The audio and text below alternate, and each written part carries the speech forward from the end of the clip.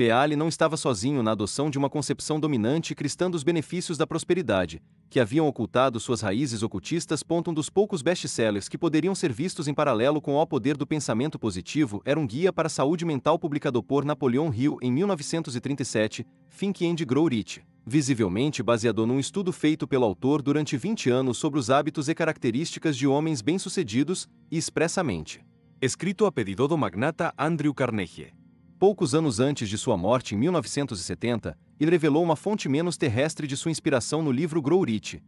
With Peace of Mind, ao descrever uma visita que lhe fizera um orador invisível da grande escola dos mestres, que lhe deu instruções para todos que pretendessem tornar-se um iniciado. 40. No tempo transcorrido desde os enormes livros de Hill e Peale, sua mensagem de um evangelho da prosperidade baseado no pensamento positivo misturou-se com ideologias conservadoras, apropriou-se do âmago do cristianismo evangélico norte-americano e teve sua doutrina difundida em igrejas colossais, por evangelizadores populares como Joel Osteen e Robert Schuller, protegido de Peale. É irônico que muitos cristãos atuais, que adotam e praticam os preceitos do evangelho da prosperidade, execrem simultaneamente as heresias da nova era, isto é, o ocultismo e o esoterismo que em parte lhe serviram de inspiração. Cerca de meio século depois da publicação de O Poder do Pensamento Positivo, Rhonda Byrne lançou O Segredo em 2006, um filme de baixo orçamento que foi rapidamente seguido por um livro que, graças à divulgação boca a boca, de uma pessoa para outra, e programas de entrevistas e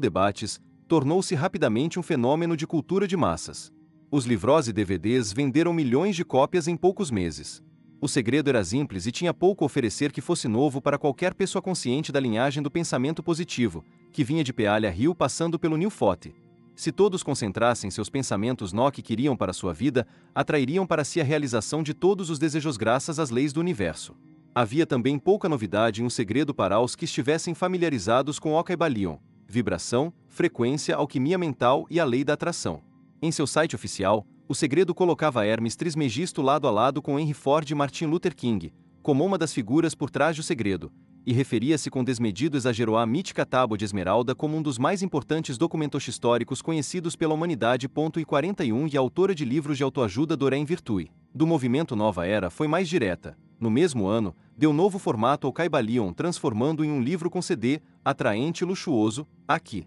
Do o titulo Divine Magic, The Seven Sacred Secrets of Manifestation. A sobrecapa de Divine Magic informava que a interpretação da autora era necessária porque o texto de 1908 era difícil de entender devido à sua linguagem arcaica e confusa.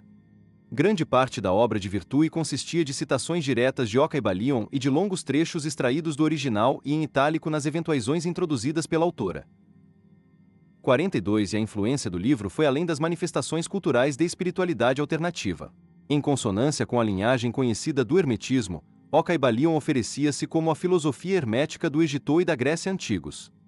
Embora o grupo de pessoas que tentava enfatizar o que havia de grego em O Kybalion fosse muito pequeno, houve várias tentativas de associar o autor do livro de 1908 ao antigo deus egípcio Toto, e a fonte da obra um Egito decididamente negro e africano. Em 1969, o poeta e dramaturgo Leroy Jones fez um duro ataque aos ignoramuses, 43 impostores e cabeças de vento que leem The New York Times, dizendo-lhes que os mestres ocultos dos negros eram negros também, inclusive o autor de O Kybalion, 44 um quarto de século depois, Wayne B. Chandler escreveu um artigo influente para o Journal of African Civilization, e mais adiante publicou um livro intitulado Unseen Future, que atribuía os 7 axiomas herméticos de O Kybalion à divindade egípcia Toto e os colocava em consonância com outros textos herméticos clássicos, em um contexto explicitamente africano. 45 Elijah Miquel, professor de trabalho social, usou esse ponto de vista sobre O Kybalion em muitos artigos, criando um conceito de terapia de orientação para a realidade centrada na África e usando 7 princípios herméticos como base para um sistema de valores voltados para a África.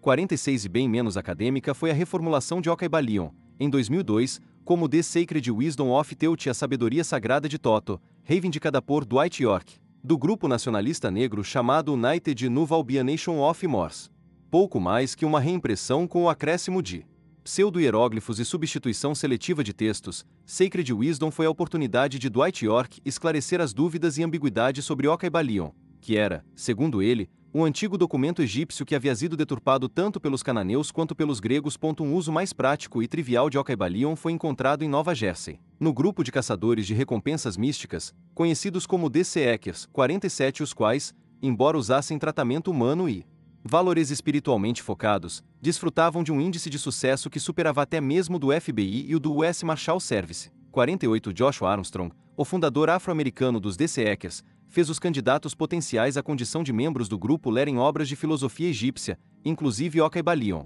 além de receberem treinamento em artes marciais e obterem permissão para o porte de armas de fogo.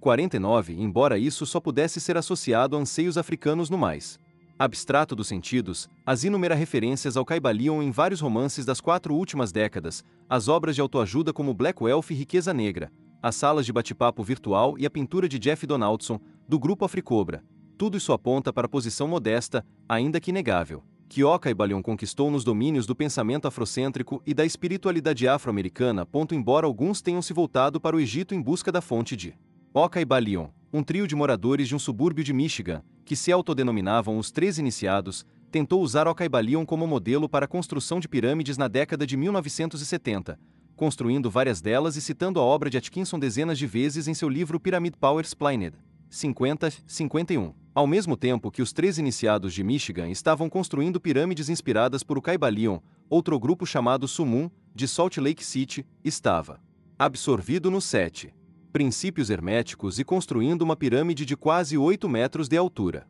O Sumun não apenas fundamentaria em Ocaibalion um dos experimentos espirituais mais pitorescos e incomuns na história recente dos Estados Unidos, como também daria à obra de Atkinson sua maior exposição pública ao fazê-lo finalmente chegar à mais alta corte do país. Depois de ser supostamente visitado por seres extraterrestres em meados da década de 1970, um pai divorciado com 2 filhos, chamado Claude Novel, começou a compartilhar uma sabedoria que lhe havia sido transmitida por esses seres de outro mundo. Em poucos anos, Novel, conhecido como Cork Ra, havia criado um grupo conhecido como Sumun, que criou uma mistura de nova era e ensinamentos místicos como uma estrutura inequivocamente egípcia. Com sua pirâmide, que também era a sua sede, nas proximidades da rodovia Interstate 15, o Sumun mergulhou no universo místico empresarial e começou a produzir um vinho que intensificava a meditação, conhecido como Nectar Publications, a fabricar lubrificantes íntimos, e até a ressuscitar a prática da mumificação para as pessoas e seus animais de estimação. Os ensinamentos espirituais que começaram a partir de Cork Ra tiveram uma trajetória menos original.